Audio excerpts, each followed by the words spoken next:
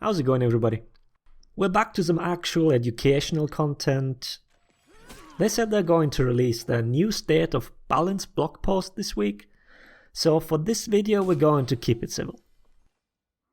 Today's topic is how block and or hit stun affects the parry window. If you've been watching my videos, you should know by now that every parry window, no matter the attack, is 200 milliseconds long. Only during out of stamina attacks does that window lengthen, then we're looking at 400 milliseconds. Because UB now allows us to go into the training mode with other people, I can finally showcase this visually. You can clearly see the difference in the window. With that out of the way, what happens to that window if you've blocked or got hit by an attack beforehand? This is most noticeable with 400 millisecond follow-up attacks. The first few attacks you can see here are buffered. I'm not going to bother measuring the exact length, but what should be clearly visible is how small the window is. The hit or block stun of the attack lasts long enough to affect it. One thing to note here is that the parry flicker in the indicator still happens at the normal timing. The fact that it's shortened is not shown by it. And now we check it with the delayed attack. Because the delayed attack comes out later, meaning the time between the two attacks is longer, the hit or block stun is further along, which means the window is not shortened as much. You should be able to tell that it's still a little smaller, but not as much as when the attack is buffered.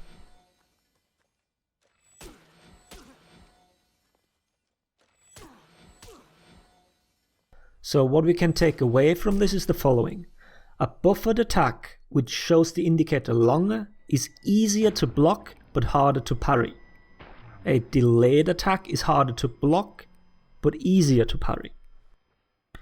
One could make the argument that even if buffered, 400 millisecond attacks are fairly quick and the parry reaction will most likely fall in the end of the window, so it doesn't really matter all that much, but just from a sheer numbers perspective, it certainly is the case.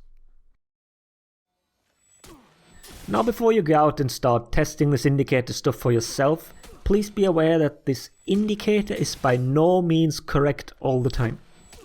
We still tested the actual parry timings, and in the case of the 400 millisecond combo attacks, the indicator is correct.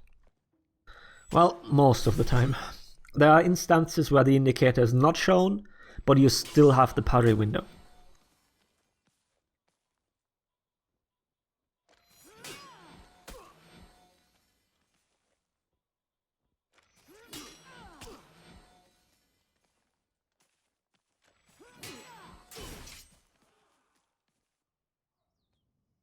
And when looking at one of the most well-known examples of a shortened indicator, we can already see it is similar.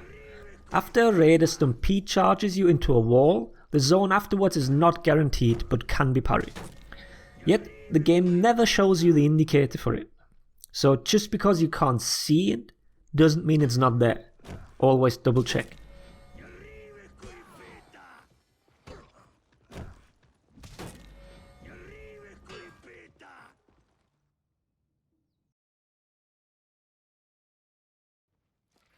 Another weird example is Raider stunning tap.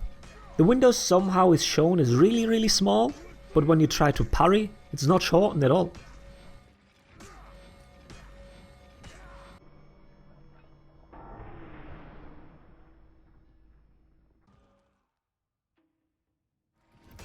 And that's it already.